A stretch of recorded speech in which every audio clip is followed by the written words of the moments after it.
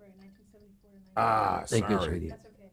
And then Highway to Heaven, you were good. 84, right. Yeah. Okay, I'll go back to that. That's all right. Just so you can just even restate it, just to clarify for the record that it was 1974 to 83.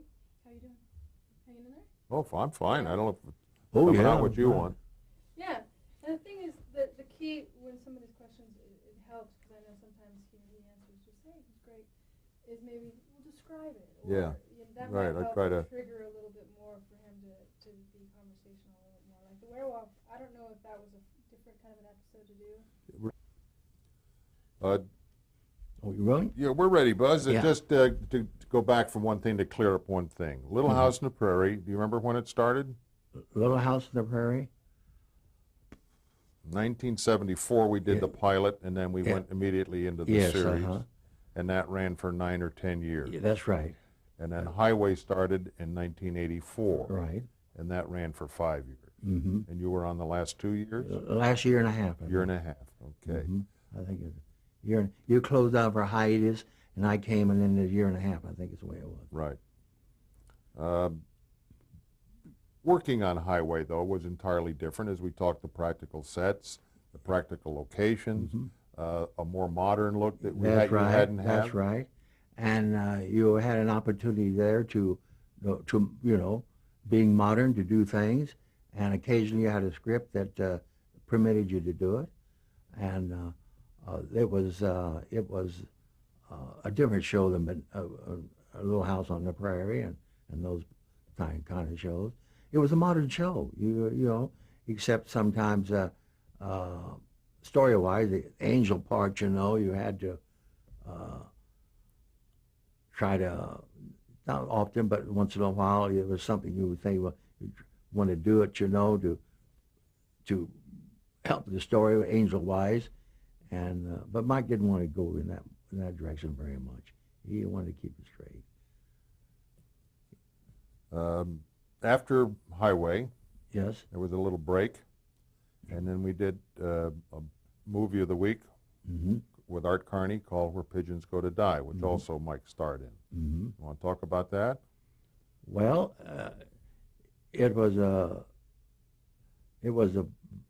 interesting show because we got away back at Lawrence, Kansas, and the only thing bad about it was a little bad. We got there, Mike and I went back a week ahead of time, and all the leaves were just turning autumn, and we looked at it, it was just beautiful golden brown, the leaves, and that weekend, the crew was flying in to move in Monday. That weekend, I had a rainstorm, and the rainstorm washed all these beautiful leaves off of the trees, and it just broke our heart.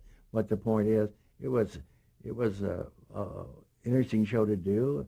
The pigeon part of it was very interesting, and Teaching the pigeon to fly. teaching the pigeon to fly, and the little stuff we had with the hawk, and all that. It worked out good. And How was Art Carney? he was wonderful, just wonderful person. It's when you see him, you think of him and Lisa when they were on honeymooners, and see him doing all this stuff, everything. He didn't do that too much, but he's just a wonderful person. And of course, going back to his home was a beautiful thing, as you know. We did the tribute. Yeah, it was Right. wonderful. But the pigeon, you said teaching him to fly. Do you know Yeah. anything about that? Well, of course, the way we shot some of the stuff, was a little tricky, but on the screen-wise, it looked like the real thing. Well, a pigeon, I'll Yeah. jump in, a pigeon has to keep its wings moving to keep going. Keep going. A That's hawk or an eagle can soar. right. Soar, right. And so we had to have the Ritter fan, Ritter fan. and we spent 6 weeks with pigeons to get them to, Do the thing. Right.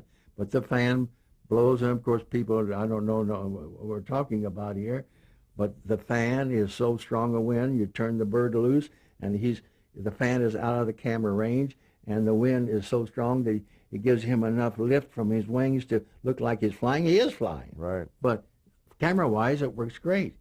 There was one particular scene in there that I always thought you did a great job, and that was where they went to the meeting hall. Oh, We yes. shot it in Oh, an yes, old inside, yeah. grain store. Mm-hmm. How'd you do that? Well, I tell you, I'm to be honest with you. Going back there, I tried to talk to Mike into when it flashed back. This was a period piece. So Yeah, it was period. But 19 it flashes back from modern. You know, there was 27 times in the show there was a flashback. And on the flashback, I try to get Mike to just make it a little different look. Give it like a little sepia. I can light it and make it look this way. And he said, no, I don't want to do that. And I said, please, Mike, let's try it. So we moved in there to do that sequence you're talking about. I said to myself, I'm going to do this way and see what he likes about it. I don't know. I didn't tell him. I was thinking, I shot at that whole sequence you're talking about. Now it happens to be at the end of the location. We come back and we see the dailies at the studio. And when he saw the dailies, Buff, when the lights came on, he said, you heard what he said. He said, I like that. I like that very much. I said, Mike, I'm glad you said that because that's what we were talking about earlier. He said, oh, you pull a fast one on me, did you? But that was the reason for doing it. And then he did end up, Marvin called me and said he was wanting the lab to do something. I don't know, he didn't do too much with it. But I just thought, you know, it flashed back to the period. Now they come back to modern time and back and think, you know. It's like, well, that's a different story. After that, year or so later, you did with Mike a pilot. Yes, the pilot. Us. Called Us. Mm-hmm. Well, Yeah. That's it's too bad. Too bad that happened. I mean, that was the... Well, the pilot itself, yes. Mike was feeling fairly good at the Very time. good and everything, but when you mention the pilot, I think of what happened Afterwards. But let's talk about the pilot a minute. Was that a tough pilot to do? No, it was nice, fun, enjoyable pilot to do. With Mike, he makes it so easy. There's one thing about Mike Reed. To me, he got around the point. He knew exactly what he wanted, and when he lay out a shot, I'd stand there watch him laying it out, and believe me, it's just almost like reading my mind. He would make the people go here, go there. Now we're looking at a practical set, not on a stage where you can do anything, but you got a practical set. He'd have him move here and everything. I'd turn to him. I said, "Thank you very much." He looked at me, what I know. I said, "It's perfect for you," because he'd make it move just to. I keep holding my breath. Have him. I hope he has him go there. I hope he has him. He'd do it. He'd do it. He's just fantastic. And he made it work so easy for me. It's just wonderful. Throughout the career working with him, though, I will tell one that when Mike is setting up a shot, you're always kind of over at a different spot. Yeah. And Mike would finish the rehearsal and he'd say, "What are you doing over here?" And you'd say, "Well, maybe if we came over here." I mean, you were always getting your oar in there a little bit. Oh, a little. But the funny thing about Mike, he did it once in a while. I got a kick out of it. He started sequence. Maybe it was 3 or 4 people in it. And I think he did it for just to irritate. I don't know how he did it, but I know he had fun doing it. He starts the sequence, and what do? He walked, he says, "Give me a close-up in the middle of the room. Close up one guy. Now, where are the other people going to be? Where are they going to go? Who knows? Give me a close-up here." and he'd do that. And I said, "Okay, we give you a close-up. We find out later where they're going to go. The cover close-up, you know, who they look, where, right or left or what happened." What he did was just give me a close-up. He wanted to give you a challenge. Oh, yeah, it was fun. Yeah. It was fun. Then after that, that was in 1990 that you did the pilot Us, and of course Yes, Mike passed away after 90. that. God, it's been that long ago. Yeah, 1990. Good night. And in 1993, I asked you to do a 2-hour Bonanza the Return. Yes. Went to Tahoe. Oh, yes. And we went up there and we shot the little prologue, was it? At first, we shot. Right, that Yeah. was in 1991. A little earlier. It was a short thing, something. But I mean, the Bonanza 2-hour movie of the week that we yes, did for yeah. NBC. Yes. That was a train and all that stuff. Right. Yeah. We started in Lake Tahoe. Right. June 7th, it Yeah. snowed 8 inches. So, yeah. Made us a few problems. A little problem. Then we went around. Yeah, it worked out fine. It worked out. And then I had the train sequence, all that and everything on it. With you is always fun. You make it easy. Now let's, through your overall career though, Buzz, you've done many, many shows, not only features and television. I don't know how many hours of television you've done, probably well over 1,000 hours of television. You want to look back and talk about any of it Well, out of context? I've never got it straight. I checked one time to see how many Bonanza I made. One time they told me 450, and the next time they told me 250. I think it's close to 250. I shot 250 Bonanzas. Somewhere around there, maybe. I don't know how many shows they made, tell you the truth. Well, in the early days when it was on Saturday night, started out, we had a commitment for 4 shows. And then we were extended and extended, and Well, finally did a full season. But then when the Chevrolet buy came in, that was 34 new shows a year. Well, I must have did more than anybody else because I was on it longer. You did. So, but whatever it was, from anywhere from 250 to 400. That's what I did. But the shows I've done over the years, oh, gee, Kent, there's some that's better than others, much better than others. And I would say that, of course, Bonanza, there's just so many of those shows. Some are, better scripts and better. Right. And everything. It's, I would say, it didn't. Teacher's Pet, I thought was a good show, but box office wise, it did very good. But Doris Day, Clark Gable, Gig Young, and maybe Van Dorn, and I thought it was a cute little show. But then there's others, Dean and Jerry, and all of them, and it just goes down the line. And just a lot of shows that it's hard to say. It's hard to pick out one. It's like a director to say who's the best director. I wouldn't want to say that because there's a lot of them that's excellent and some are not as good as others. That's the way the field goes. Going back to your opening statement of this interview, you said Haskell B. Boggs, ASC. Yes. What is ASC? ASC is American Society of Cinematography, and it's a social honorary organization that founded way back in the 30s or 20s, and it was to bring into the ASC, to bring into the organization people who had contributed something to the industry. In other words, in those days, you had to be asked. You cannot join it. You have to be invited, and you must make at least 6 or 7 features to your credit before you even asked, and that's the purpose of it. And then you'll be able to have dinner every month, once a month. You get together and you can kind of talk over things if you're on the show, what you're doing, help somebody else, or whatever it is. It's sort of. When did you join? Oh, I joined it, you see. Oh, I joined it. I forget what year it was. Tell you back. Was when you're doing features, or had you started television? Oh yeah, it was features. I think I got it. It's like the Academy of Motion Pictures. It's an honorary. Used to be an honorary. There again, you never go into the Academy unless you have made so many features. You have contributed, and if you're an art director or whatever it may be, you have done so many shows to be entitled to join the organization. Honorary thing. And the ASC is the same along that line. Now, you received many Emmy Awards. Yes. Nominations and awards. Yeah, about 6 or 7. List those for us, if you can. List those? I can't remember the shows, but there's been that many about. Was it Bonanzas? Bonanzas, yeah. They all were Bonanzas. Well, yeah, S is a word on the S. No, on Where Pigeons Go to Die, I'm sorry. There was a award, nomination on that.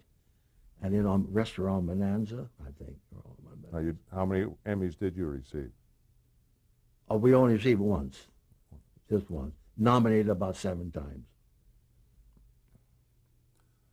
What do you really feel, Buzz, is the highlight of your career?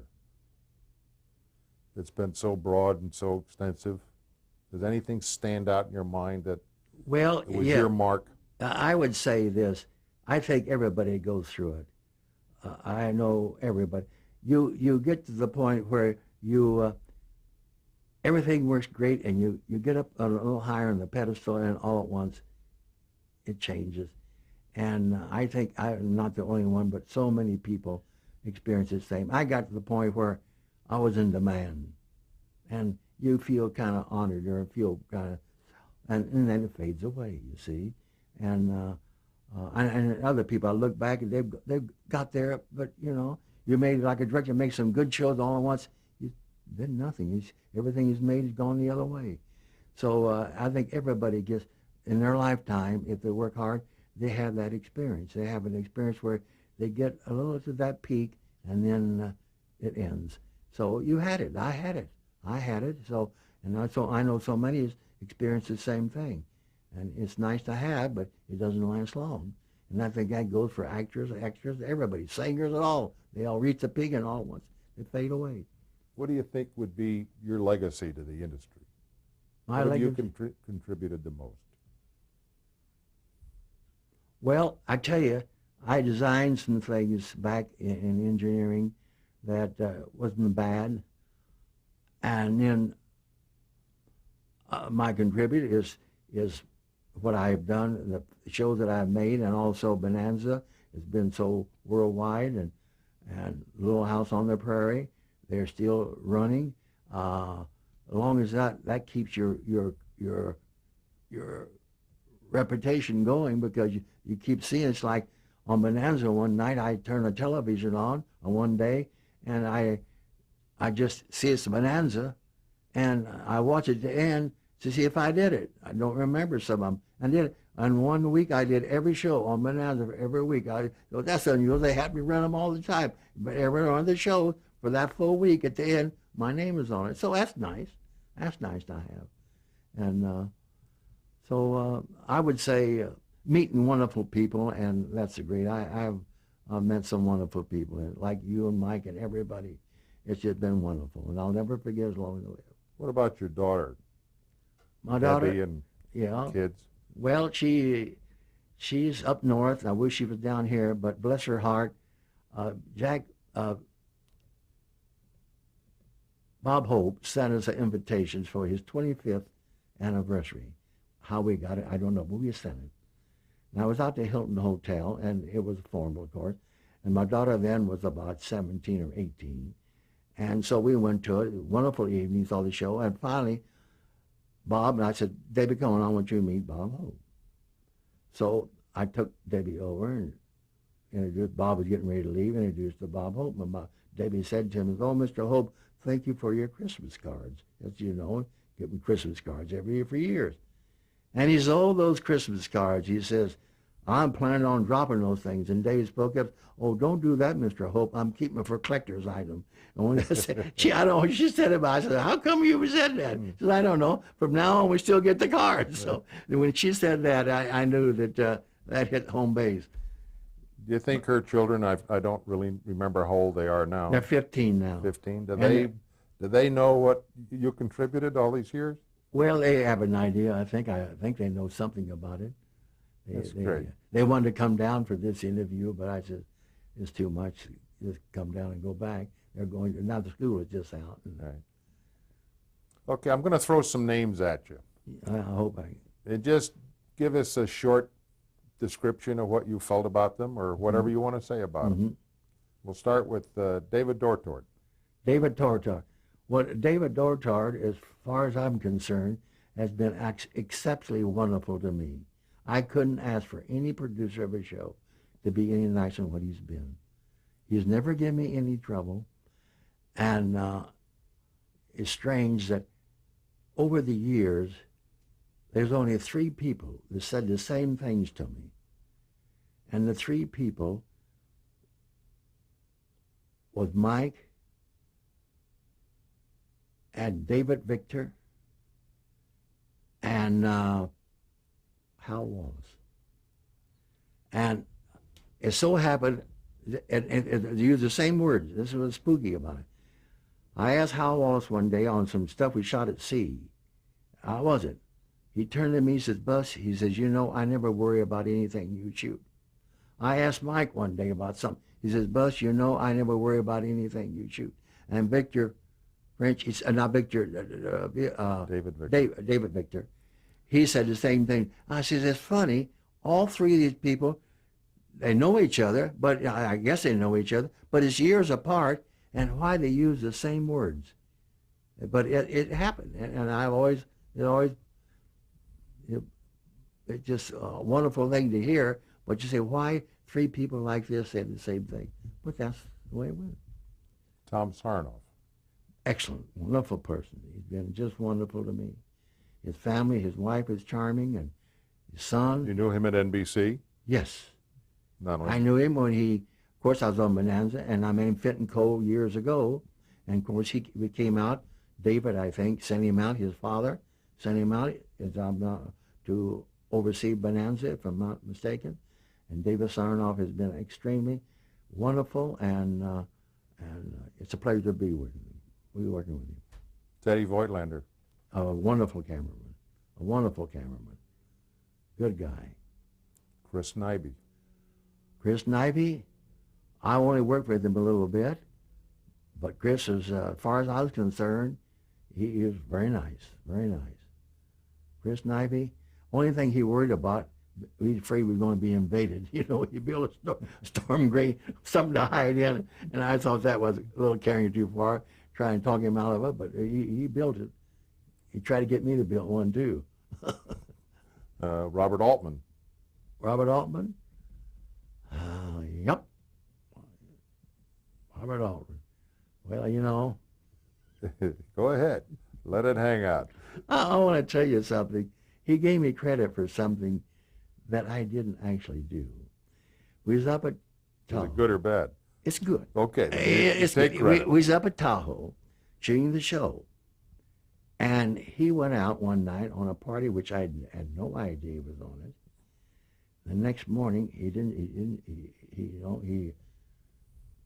was late getting up, but I asked Andy Durkis, I said, we needed a transparency plate up at Mount Rose because the snow was melting. And I said, Andy, we're moving down to the beach tomorrow. When we moved down, I said, give me a pickup and a camera. I'll go up there and shoot this plate before the snow all melts. So I went up there and shot this plate early. Now the company moves down to the beach. And when I get down to the beach, Bob says to me, boss, that's the greatest thing anybody ever did for me. You deliberately did this to save protect. I had no idea. Bless his heart, that he was in a problem, had a problem. But he thought I did. But How about Bill Whitley? Bill Whitley, The director. Bill Whitley, a nice Whitney. guy. Whitney. Yeah, he was nice. He, very nice guy. No, these guys, now you're talking about guys that were very nice. I can't find any Bill fault. was an old timer, though. He was an Came from old-timer, yeah. Republic. Yeah, he was. And I know that he had a little problem sometime with Mike. I know that. But outside of that, he was very good, very good. Bill Claxton. Excellent guy. I worked with him a long time. Bonanzas. Bonanza, a lot Little of House. shows with Bill. Highway. So many shows with Bill. And I know sometimes it was a little difficult for people to understand. But for me, I didn't have that problem with him. You know, he had a little difficulty maybe explaining to people, other cameramen or something. I heard people say they didn't quite understand what he wanted, but I didn't have that trouble with him. Do you think Bill's background as an editor made him a better director? Well, I'm sure it did help. I'm sure it helped, yeah. Mm-hmm. It's naturally, it's had to help. He also did the High Chaparral pilot. Yes, he did. Mm-hmm. Don McDougal. Don McDoodle, a lot of fun guy. He's, I don't know what happened to him, but I hope he's still alive. He's not? No, he passed away about, I'd say a good 8-9 years ago. Mm-hmm. Victor French, we touched on a little. You wanna- yeah, wonderful too. Vic. Vic was a good director too. I liked him very much. I wish he did more shows, but he staged his people good, and I think he was a good director. And I feel his talent that he still had a lot left we didn't get to. There was more hidden there that should had time to bring it out. A certain show would have broken out. Jimmy Lane. Jimmy Lane, he was very nice to me. I had no problem with him. These people, none of these people, I had no problem with. You. I'd like to find somebody you didn't like. Well, Jimmy Lane was I'm all only right. kidding you. Jimmy Lane, he'd always go over there and have that sandwich after having lunch, as you know. Right. Billy Snyder. Billy Snyder, yeah. Nice. Billy Snyder, yeah. Walter Castle. Holy Castle. These are all cameramen that alternate with you on Bonanza. Nice guy. Wally Castle's a nice, very wonderful guy. I'm so sorry to hear what happened. How about Harkness Smith? Another great guy. Archie Smith, a good cameraman. He grew up at MGM. Yep, very good. Do you know his son? No, I didn't. Ozzy? I never met his son. Getting into a different category, Earl Hedrick. Earl Hedrick? Oh, The art art director, director. yes. Very good. Worked with him for many years. He was on staff at Paramount and He was on signed. staff at Paramount. He came over from Paramount with Bonanza. Right, Grace Gregory did the same. right. She was the set decorator. Set decorator, correct. Marvin Coyle, Marvin Carl, another, came over from Paramount. Editor. right? Yeah, very nice. Marvin, a lot of laughs, a lot of laughs. A lot of gruff, but a lot of laughs. Oh, yeah, A lot of big laughs. bark. Yeah, Lady Bart, just wonderful. He was also supervising editor for all the shows. All the shows. Don Whaley. Don Whaley, yeah, he's a good old boy. He was a wonderful boy. Kind of quiet. Yeah, yeah. I always remembered Yeah, with yeah. Don Whaley that he'd be very quiet on the set. They'd see him in the parking lot. Yeah, He'd stuff these gloves on, just one finger after the other, yeah. and then get in his Porsche like he's a speedster and Yeah. drive away. Had a little Kirk with him. Yeah. Here's one I think you'll like. Wally Johnson, Oh, yes, yes, oh, camera assistant. yes, yes, he was. He was fun to be with. Yeah, he was fun and nice boy, very nice boy. The only person I know that put ketchup on watermelon. Yeah, no kidding? I didn't know that. Lon Massey. Lon Massey, great, great. Lon Massey came to us as a young kid and worked his way up to a nice gaffer. Worked as an electrician and then a Yes, sir. gaffer. His father, well, he was a young kid. Right. His father was on staff at Paramount in the Yes, early his days. father with was the best boy. Best boy. A lot of Right. shows. Right. A lot of shows. The Williamsburg story. He's the best boy down there. Right. Kenny Hunter. Kenny Hunter, excellent, excellent boy. His father was head of the camera department at Paramount, and a wonderful person. Kenny Williams, Yep. You're hitting guys that are all good guys here. operator. Operator. And we very made him a good. DP. Yes, he was. We touched on Frank Caffey being Frank head of Caffey. Paramount Head of Paramount. production. Fenton Coe, Pinton Cole, Dick Larson, Dick Larson, wonderful guys. all with NBC. All with NBC. Helped you along the way. Absolutely helped me along the way. I threw this name in here, Mike Seminario. Max Seminario. Well, I tell you, there's a sweetheart. He was gripped with the Paramount and everything. We came out, to Warner Brothers, and he was one of the top best. He taught a lot of the grips how to grip. That's how good he was. He was excellent. And he moved to Warner Brothers when we left. Yeah, and he, of course, Mike, I don't know where he is now, but he's good.